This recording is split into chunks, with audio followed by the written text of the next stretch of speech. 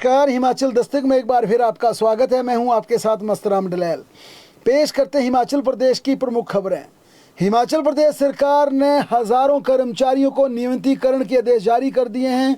राज्य सरकार ने 2 वर्ष का नियमित अनुबंध कर्मचारी के तौर पर सेवाएं पूरी करने वाले और 4 साल का दैनिक वेतनभोगी के तौर पर सेवाएं पूर्ण करने वाले कर्मचारियों को रेगुलर करने के आदेश जारी कर दिए हैं। और इस फैसले के बाद ऐसे अनुबंध कर्मचारी जिन्होंने 31 मार्च 2026 तक 2 वर्ष की निरंतर सेवा पूरी कर ली है, उन्हें रेगुलर कर दिया जाएगा। इसके अलावा जो कर्मचारी 30 सितंबर 2026 तक 2 साल की सेवा पूरी करेंगे, उन्हें भी इसके बाद नियमित कर दिया जाएगा। नियमितीकरण उपलब्ध रिक्त पदों के आधार पर और वरिष्ठता के आधार पर की जाएगी। वहीं दैनिक भोगी और कंटीजेंट पेड कर्मचारियों के लिए 4 साल की निरंतर सेवा की शर्त रखी गई है। 31 मार्च 2026 तक पात्र कर्मचारियों के साथ 30 सितंबर 2026 तक ये अवधि पूरी करने वालों को भी रेगुलर कर दिया जाएगा। हिमाचल प्रदेश हाई कोर्ट ने ये साफ निर्देश दिए हैं कि राज्य में 7 अप्रैल 2026 से पहले रक्षण रोस्टर को जारी कर दिया जाए और हिमाचल प्रदेश में तय समय सीमा के भीतर चुनावी प्रक्रिया को पूरा करना होगा।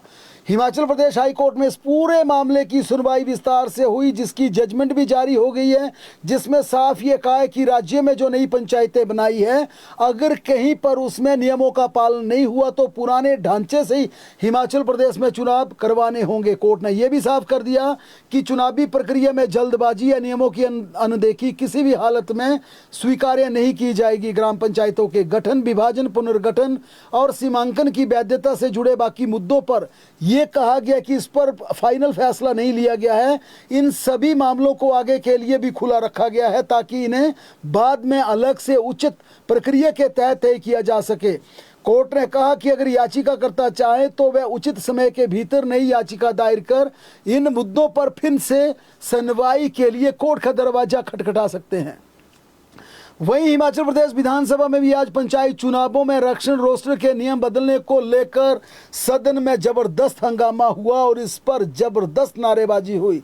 दरअसल प्रश्नकाल शुरू होने से पहले भारतीय जनता पार्टी ने नियम 67 के तहत काम रोको प्रस्ताव लाकर पंचायती राज चुनाव के लिए डीसीज को 5% रोस्टर बदलने के अधिकार को लेकर इस पर चर्चा मांग की और भाजपा ने कहा कि पूरा कामकाज रोककर पहले सरकार इस पर चर्चा करे कि आखिर ये डीसीज को आपने 5% आरक्षण रोस्टर बदलने की पावर दी है, इसके पीछे आपका इंटेंट क्या है, आपकी इंटेंशन क्या है और आखिर आप क्या करना चाहते हैं। क्या इसके पीछे आपकी ये इंटेंशन है कि इससे पंचायतें प्रभावित हो, कई पंचायत प्रधान पंचायत लड़ने से वंचित हो जाएं और जनता को आखिरकार कोर्ट का दरवाजा खटखटाना पड़े और हिमाचल प्रदेश का पंचायत चुनाव डिले हो जाए।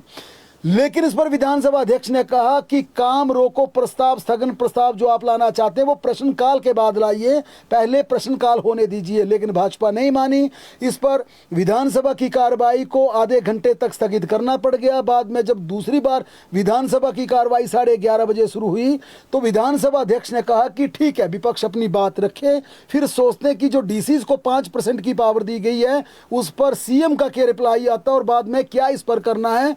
लेकिन यहां पर विधानसभा अध्यक्ष ने प्रस्ताव रखने की अनुमति दे दी। लिहाजा अपना प्रस्ताव रखते हुए भाजपा विधायक रणधीर शर्मा ने कहा कि 31 मार्च को पंचायती राज चुनाव का रोस्टर जारी होना था, लेकिन इसकी बजाय अधिसूचना जारी कर दी गई जिसके तहत पंचायतों में प्रधान पंचायत सदस्यों के आरक्षण की बात हो।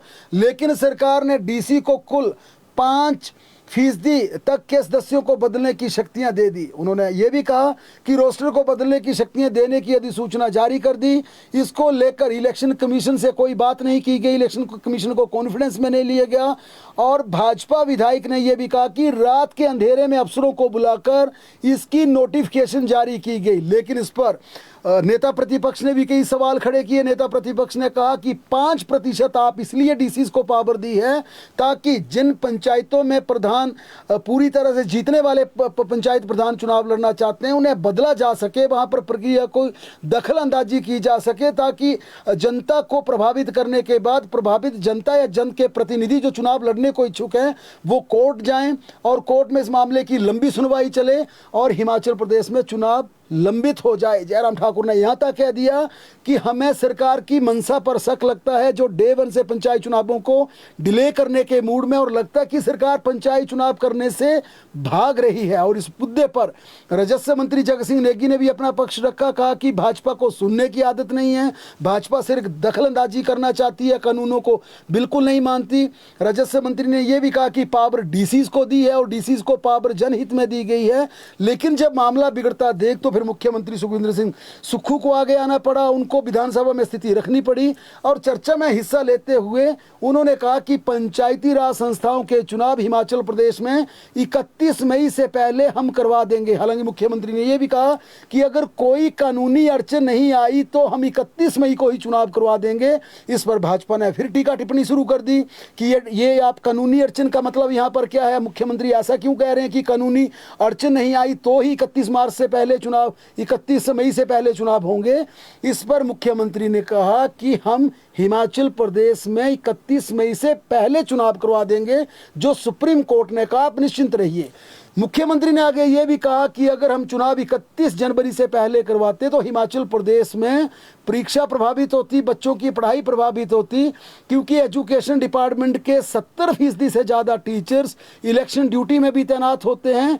इस कारण हम 31 जनवरी से पहले चुनाव नहीं करवाना चाहते थे। दूसरा, डिजास्टर एक्ट हमने चुनाव रोकने के लिए नहीं बल्कि हिमाचल प्रदेश में आई आपदा से निपटने के लिए लगाया था। मुख्यमंत्री ने कहा कि आखिर हमने 5% डीसीज को शक्तियां क्यों दी है। उन्होंने कहा इसका सीधा मतलब ये है कि आरक्षण का कहीं गलत इस्तेमाल होता, मसलन मान लीजिए कि कहीं पर पॉपुलेशन कम है लेकिन 2011 की पॉपुलेशन को जो हमने एक बेस माना है, उस बेस के अनुसार अगर कहीं पर आरक्षण का वहाँ पर कोई सीट आरक्षित कर दी जाती है लेकिन बाद में पब्लिक अपील करती है, पब्लिक विरोध करती है, तो ये हमने कानूनी रूप से डीसी को पावर दे दी है कि डीसी जनता की डिमांड पर उस पंचायत का आरक्षण बदल सकता है, रोस्टर में बदलाव कर सकता है। लेकिन मुख्यमंत्री ने साथ में यह भी कहा कि ये सिर्फ 5% सीटों के लिए प्रावधान किया गया है, यानी कि कहीं पर अगर 100 पंचायतें होंगी तो उनमें 5 पंचायतों के रोस्टर को बदलने की पावर डीसी को होगी और डीसी अपनी मर्जी या किसी राजनीतिक दबाव से नहीं करेंगे बल्कि जनता की अपील पे करेंगे। वो हमने नियमों में प्रावधान किया है। अगर पब्लिक अपील करती है कि यहाँ पर किसी समुदाय के आबादी कम है लेकिन रिजर्व रोस्टर के अनुसार वहाँ पर सीट को रिजर्व कर दिया गया है जो कि ओपन होनी चाहिए थी, तो इस कारण अगर पब्लिक वहां पर अपील करती है तो उस सीट में पब्लिक के अकॉर्डिंग डीसी प्रावधान कर सकते हैं, बदलाव कर सकते हैं। दूसरा ये भी कहा कि किसी सीट को अगर ओपन करना है, वहां पर पॉपुलेशन का क्राइटेरिया फिट नहीं बैठता, पब्लिक अपील करती है और अपील जायज पाई जाती है, डिप्टी कमिश्नर को लगता है ये अपील जायज है, तो डीसी उस सीट में बदलाव कर सकता है। लेकिन ये क्राइटेरिया सिर्फ 5% रहेगा, सिर्फ 5% सीटों में बदलाव होगा जो कि मेरिट के आधार पर होगी, यानी कि जहां पर अपील या जहां पर समस्या सबसे बड़ी होगी वो टॉप की 5 पंचायतें परसेंटेज के हिसाब से निकाली जाएंगी। लेकिन आज जिस प्रकार से विधानसभा में ये स्थिति स्पष्ट की गई उससे ये साफ हो गया कि जो राज्य सरकार ने पहले फैसला लिया कि 2015 का रोस्टर जारी होगा वो भी अब नहीं होगा, लगातार 2 बार रिजर्व होने वाली पंचायत को ओपन कर दिया जाएगा वो भी नहीं होगी, यानी कि अब 2 बार रिजर्व होने वाली पंचायत को तीसरी बार भी रिजर्व किया जा सकता है। अब क्योंकि वो पहले वाली बात खत्म हो गई है, जो नए रोस्टर आरक्षण पिछले कल जो बदलाव जारी किया उसमें इसका कहीं जिक्र नहीं है। आज विधानसभा में भी ये सरकार ने स्पष्ट कर दिया कि 2 बार रिजर्व हुई पंचायत तीसरी बार भी हो सकती है या 2 बार ओपन रही पंचायत तीसरी बार भी ओपन रह सकती है। ऐसा कोई प्रावधान नहीं है जो हमने पहले कैबिनेट में फैसला लिया था। पिछले कल जिस प्रकार से रोस्टर में बदलाव को लेकर जो आदेश जारी हुए थे उसमें अब आरक्षण का खाका पूरी तरह से बदल गया है। लिहाजा जारी एसओपी के अनुसार इस बार पंचायत चुनाव के आरक्षण पूरी तरह जनसंख्या अनुपात के आधार पर होंगे। सबसे पहले एससी के लिए चाहे वो 15% हो, 17% हो, 18% हो, जो कि कुल पंचायतें रिजर्व होंगी, वो पहले अनुसूचित जाति के लिए होंगी, उसके बाद अनुसूचित जनजाति के लिए होंगी, फिर ओबीसी के लिए होंगी, अन्य वर्गों के लिए होंगी।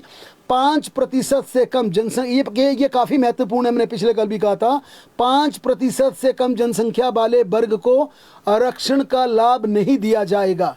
इसके अलावा सभी स्तर पर महिलाओं को 50% पहले की तरह रिजर्वेशन मैंडेट मैंडेटरी की गई है। SC ST OBC में भी महिलाओं को 50% रिजर्वेशन रहेगा। पंचायत समिति व जिला परिषद में OBC आरक्षण अधिकतम 15% किया जाएगा। ये प्रावधान आपको इस बार देखने को मिलेगा। लेकिन जो नई शर्तें जिस पर आज विधानसभा में भी बवाल हुआ, उसमें डिप्टी कमिश्नर को जो 5% रोस्टर ऑप्शन बदलने की शक्तियां दी गई हैं, उस पर आज बदलाव हुआ। लेकिन ये शक्तियां अब DC को कानूनी रूप से दे दी गई हैं। ग्राम पंचायत प्रधान का आरक्षण अब विकास खंड स्तर पर किया जाएगा। पंचायत समिति अध्यक्ष और जिला परिषद अध्यक्ष का आरक्षण जिला स्तर पर तय किया जाएगा। जहां SC ST जनसंख्या 5% से कम है, वहां अध्यक्ष प्रधान पद आरक्षित नहीं किया जाएगा। SC ST अध्यक्ष पदों में 50% सीटें महिलाओं के लिए रिजर्व की जाएंगी। इसके अलावा पूरी जो पंचायतें हिमाचल प्रदेश में होगी, इस बार भी पहले की तरह आधे से ज़्यादा पंचायतों में पंचायत प्रधानों में महिलाएं निर्वाचित होकर आएंगी। SC ST OBC महिलाओं को उनके वर्ग के अंदर प्राथमिकता मिलेगी। सामान्य वर्ग की महिलाओं को भी रोस्टर के अनुसार हिस्सेदारी दी जाएगी। जनजातीय क्षेत्रों में समितियों के सभी पद ST के लिए रिजर्व किए जाएंगे। वहां आरक्षण पूरी तरह से PESA एक्ट के प्रावधानों के अनुसार लागू होगा। SC ST और महिला आरक्षण 2011 की जनसंख्या के आधार पर किया जाएगा। OBC आरक्षण 1993-94 सर्वे डाटा पर आधारित होगा। यानी कि 1993-94 में जो सर्वे किया गया था, उसके आधार पर OBC के लिए पंचायतें रिजर्व की जाएंगी। पंचायती राज डिपार्टमेंट ने सभी डिप्टी कमिश्नर, जिला पंचायत अधिकारी व BDO को ये आदेश जारी कर दिए हैं और इस प्रक्रिया में जुटने के लिए कहा गया ताकि हिमाचल प्रदेश में 7 अक्टूबर से पहले आरक्षण रोस्टर लागू हो सके। मुख्यमंत्री सुखविंदर सिंह सुक्खू ने आज विधानसभा में विधायकों के वेतन व पेंशन के संशोधन का विधेयक 2026 सदन में प्रस्तुत किया। इस विधेयक के अनुसार अब हिमाचल प्रदेश में जो दल बदल के अनुसार विधेयक जीत कर आएंगे, उन विधायकों के वेतन भत्ते बंद हो जाएंगे। और आज जो विधेयक पारित किया गया उसके अनुसार हिमाचल प्रदेश के पूर्व में विधायक रहे देवेंद्र भुट्टो और चैतन्य शर्मा, जो कि कुटलैड और गगरेट से निर्वाचित हुए थे, वहां पर बाई इलेक्शन भी हुआ था। बाई इलेक्शन में दोनों हार गए थे। लेकिन अब इस विधेयक के पारित होने के बाद ये दोनों अपने पेंशन और भत्तों से वंचित हो जाएंगे। इन्हें भविष्य में पेंशन नहीं मिलेगी। दल बदल कानून के तहत अयोग्य करार दिए गए विधेयकों को सरकार पेंशन से पूरी तरह से वंचित रखेगी।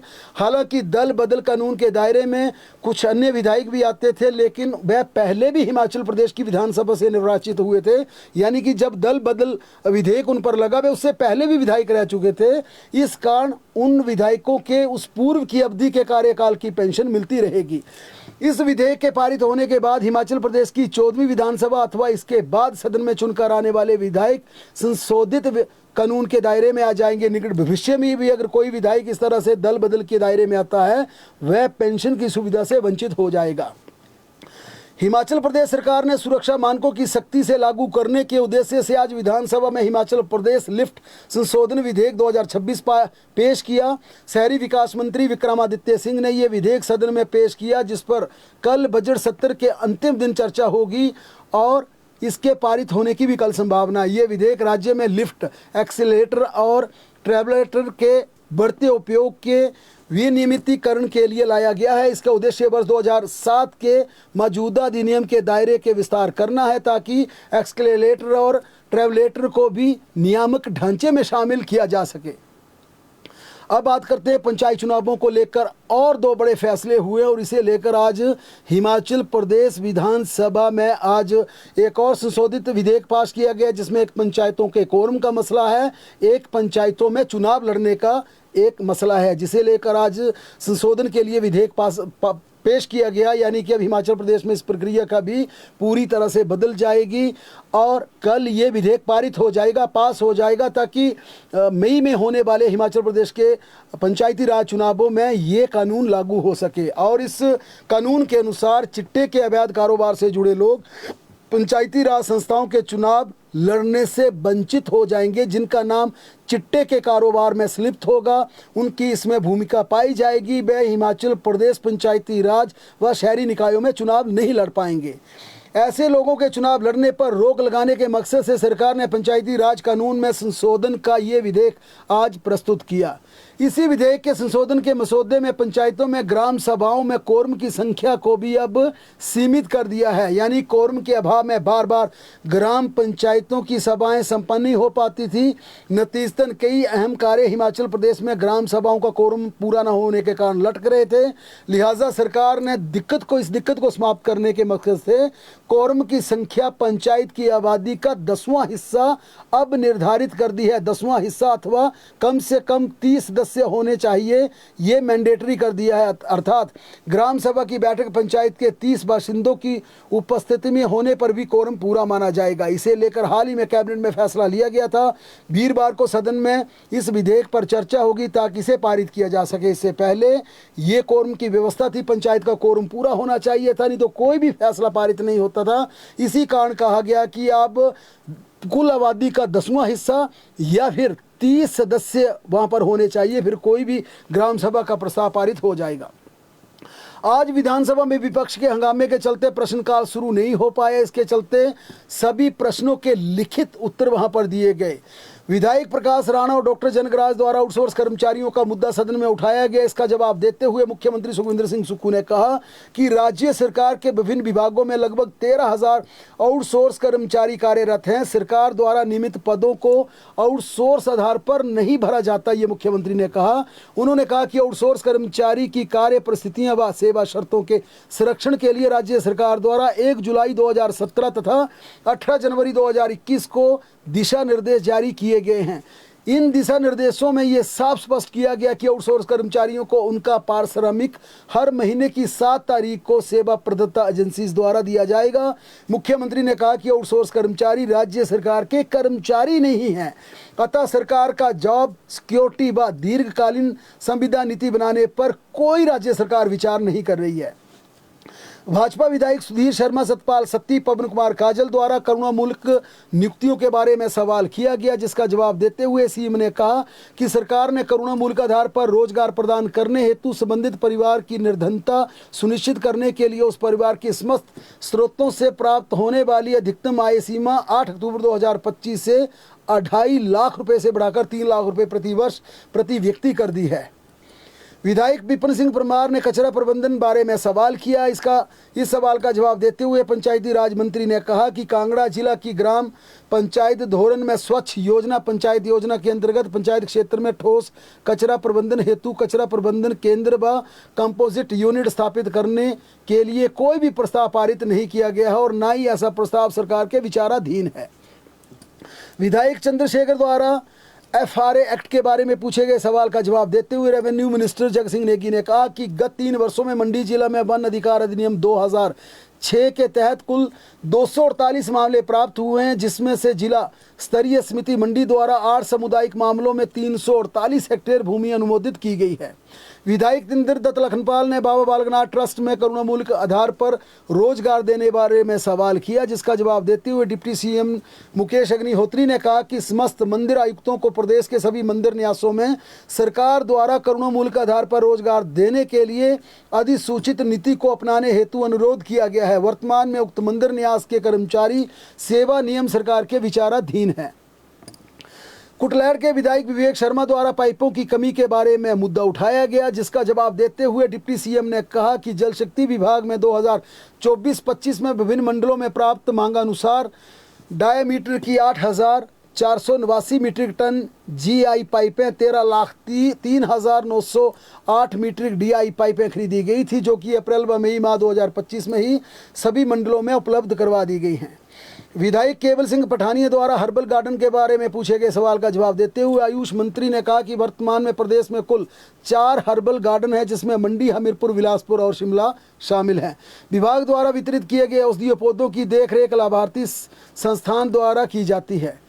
विधायक केवल सिंह पठानिया ने ही ऑटोमेटिक टेस्टिंग सेंटर के बारे में सवाल पूछा, जिसका जवाब देते हुए डिप्टी सीएम ने कहा कि प्रदेश में सरकारी क्षेत्र में 2, निजी क्षेत्र में 5 ऑटोमेटिक टेस्टिंग सेंटर स्थापित किए गए हैं। कांगड़ा के विधायक पवन कुमार काजल द्वारा मुख्यमंत्री आवास योजना के बारे में सवाल किया गया, जिसका जवाब देते हुए पंचायती राज मंत्री ने कहा कि 3 वर्षों में इस योजना के अंतर्गत 2295 आवास आवंटित किए गए हैं। अन्य खबरों की बात करें तो हिमाचल प्रदेश में ब्यूरोक्रेसी की फाइट पर मुख्यमंत्री सुखविंदर सिंह सुक्खू ने चुप्पी तोड़ते हुए कहा कि ये अफसरों की आपसी लड़ाई है जो कि नई नहीं है, ये तो लंबे समय से चली आ रही है। संजय गुप्ता की ओर से पूर्व मुख्य सचिवों पर दागे गए गंभीर आरोपों पर मुख्यमंत्री सुखविंदर सिंह सुक्खू ने कहा कि आरोप लगाने वाले व आरोपित तीनों आईएएस अधिकारियों को राज्य सरकार का संरक्षण है। मुख्यमंत्री ने कहा कि मुख्य सचिव संजय गुप्ता और पूर्व मुख्य सचिव के बीच चल रहा विवाद अधिकारियों की आपसी लड़ाई है। उन्होंने कहा कि उनका संरक्षण किसी भी एक अधिकारी की बजाय तीनों को एक बराबर है। मुख्यमंत्री ने यह भी साफ किया कि प्रबोध सक्सेना उनके कार्यकाल में बेहतरीन कार्य की वजह से उन्हें सेवा विस्तार दिया गया था और उन्होंने कहा कि ये राज्य सरकार का प्रोरोगेटिव है किसे सेवा विस्तार देना है किसे नहीं देना है। उन्होंने ये भी कहा कि इस पूरे मामले को लेकर वे तीनों पक्षों का पूरा फीडबैक लेंगे और उसके बाद पूरी तरह से स्थिति को स्पष्ट करेंगे। हिमाचल प्रदेश में एलपीजी सिलेंडर की भारी किल्लत के बीच हड़कंप मचने शुरू हो गया है। जिला हमीरपुर के उपमंडल सुजानपुर के अंतर्गत घरेलू गैस सिलेंडर न मिलने पर आज नोहली पुल पर ग्रामीणों ने चक्का जाम कर दिया। ग्रामीणों ने गैस सिलेंडर न देने का आरोप लगाया। पुलिस कर्मचारियों ने आधे घंटे की कड़ी मशक्कत के बाद जाम को खुलवाया। वही जिला कुल्लू में भी रसोई गैस के लिए लोगों की लाइनें लग रही थी। कई लोगों ने नंबर दूसरे दिन आ रहा था। खासकर पर्यटन नगरी मनाली में सबसे ज़्यादा हालत बदतर बनी हुई है, जहां लोग गैस एजेंसी के बाहर लाइनों में खड़े देखे जा सकते हैं। लोगों का कहना है कि उन्हें रसोई गैस लेने के लिए लंबी लाइनों में खड़े होने के बावजूद एलपीजी नहीं मिल पा रही। इससे लोगों का गैस लेने का धीरे धीरे सब्र अब टूट रहा है।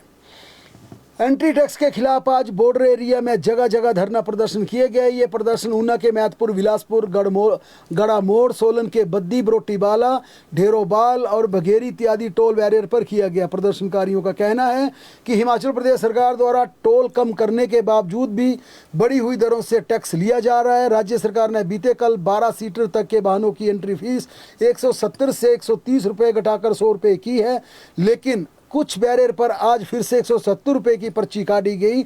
इससे लोग भड़क उठे, जिसके बाद जगह जगह धरने प्रदर्शन किए गए। लेकिन इसके बाद स्थिति को बेकाबू होते देख लोकल एडमिनिस्ट्रेशन के अधिकारी वहां पर पहुंचे और ये कहकर मामला शांत करवाया कि राज्य सरकार ने पिछले कल ये फैसला ले लिया है और प्रदेश में बढ़ी हुई दरों से टोल एंट्री नहीं ली जाएगी। हिमाचल प्रदेश हाई कोर्ट ने पथ परिवहन निगम की वित्तीय स्थिति पर गहरी चिंता व्यक्त की है। मुख्य न्यायाधीश गुरमीत सिंह संध्यावाली और न्यायाधीश जियालाल भारद्वाज की खंडपीठ ने साफ कहा कि एचआरटीसी को बचाने के लिए राज्य सरकार को मुफ्तखोरी पर लगाम लगानी होगी और कड़े फैसले लेने होंगे। हिमाचल प्रदेश हाई कोर्ट ने सरकार को पारित आदेशों में कहा कि उन 28 श्रेणियों की सूची हाई कोर्ट में प्रस्तुत की जाए जिन्हें मुफ्त या रियायती दरों पर बस सेवा दी जा रही है, ताकि उनमें कटौती पर विचार किया जा सके। ये भी जांच की जाए कि निजी ऑपरेटर कम लागत में बेहतर सुविधाएं हिमाचल प्रदेश में कैसे दे रहे हैं और क्या उनकी पर्याप्त चेकिंग हो रही है। लंबी दूरी के रूटों को कमाऊ बनाने के लिए प्रभावी कदम उठाए गए हैं। कोर्ट ने सरकार को कहा कि निजी ऑपरेटर फायदे में तो है, लेकिन फिर हिमाचल प्रदेश एचआरटीसी घाटे में क्यों है। अदालत ने कहा कि ये देखने में आया कि निगम वर्तमान की 28 श्रेणियों नागरिकों को मुफ्त या रियायती सुविधा प्रदान कर रहा है और साथ में ये भी कहा कि क्या इन रियायती दरों को क्या कम नहीं किया जा सकता। इस पर विस्तार से हाई कोर्ट ने अब सिलसिलेवार 28 की 28 कैटेगरी की रिपोर्ट मांगी है, ताकि आगामी सुनवाई के बाद हाई कोर्ट इस पर फैसला दे सके। हिमाचल प्रदेश राज्य चयन आयोग ने असिस्टेंट स्टाफ नर्स एलोपैथी की भर्ती प्रक्रिया पर बड़ा बदलाव किया है। अब असिस्टेंट स्टाफ नर्स की भर्ती के लिए महिला के साथ पुरुष अभ्यर्थी भी आवेदन कर सकते हैं। आवेदन का लिंक आज सुबह 10 बजे खोल दिया गया और 14 अप्रैल को बंद किया जाएगा। आवेदन के लिए निर्धारित आयु सीमा में भी बदलाव किया गया है। पहले विज्ञापन में न्यूनतम और अधिकतम आयु सीमा 21 से 32 वर्ष निर्धारित की गई थी, लेकिन अब अधिकतम आयु सीमा को बढ़ाकर 45 वर्ष कर दिया गया है। हिमाचल प्रदेश में सरकारी बसों में रियायती दरों पर सफर करने के लिए बीती रात 12 बजे से हिम बस कार्ड पूरी तरह मैंडेटरी कर दिया गया है, मगर स्कूली छात्रों को इसे बनाने के लिए 1 महीने का अतिरिक्त समय दिया गया है। पहली से 12वीं तक के छात्र अब 31 मई तक हिम बस सेवा का कार्ड बना सकेंगे। निगम ने ये निर्णय स्कूलों के हाल ही में खुलने, परीक्षाओं के चलने और मौसम की परिस्थितियों को ध्यान में रखते हुए लिया है। 31 मई के बाद किसी भी छात्र को निःशुल्क या रियायती दर पर बस यात्रा की इजाज़त नहीं होगी। वहीं बगैर हिम बस कार्ड के यात्रा करने वाली महिलाओं समेत सभी श्रेणी के कर्मचारियों को आज से पूरी तरह से बदले हुए नियमों के तहत अपना किराया चुकता करना पड़ेगा। हमीरपुर जिला के भोरंज थाने में तैनात 2 और पुलिस कांस्टेबल के कर्मचारियों को निलंबित कर दिया है। दरअसल भोरंज थाना में इन दोनों पुलिस कांस्टेबल ने सप्ताह भर पहले इलाके के एक निजी होटल में 2 लोगों से चिट्टा पकड़ा और उसके बाद उनके खिलाफ थाना भोरंज में मामला दर्ज ही नहीं करवाया। इनसे पकड़ा गया चिट्टा अपने ही पास रख लिया था। सूत्रों के मुताबिक दोनों कांस्टेबल ने चिट्टा माफिया से धन मांग की। मामले की जानकारी पुलिस अधीक्षक हमीरपुर बलबीर सिंह को दी गई ताकि वह इस पर कार्रवाई कर सकें। अब इन दोनों पुलिस कांस्टेबल को पब्लिक की कंप्लेंट आने के बाद लाइन हाजिर कर दिया गया है। दोनों कांस्टेबल पर चिट्टा तस्करों से कथित साठ-गांठ के आरोप लगने के बाद उनके विरुद्ध नियम अनुसार कार्रवाई की जा रही है और इसी प्रक्रिया में उन्हें सबसे पहले सस्पेंड कर दिया गया है। सस्पेंशन के आदेश जारी कर दिए गए हैं। बहरहाल प्रदेश की तमाम बड़ी खबरों के लिए लगातार जुड़े रहें हमारे साथ। देखते और पढ़ते रहें हिमाचल दस्तक।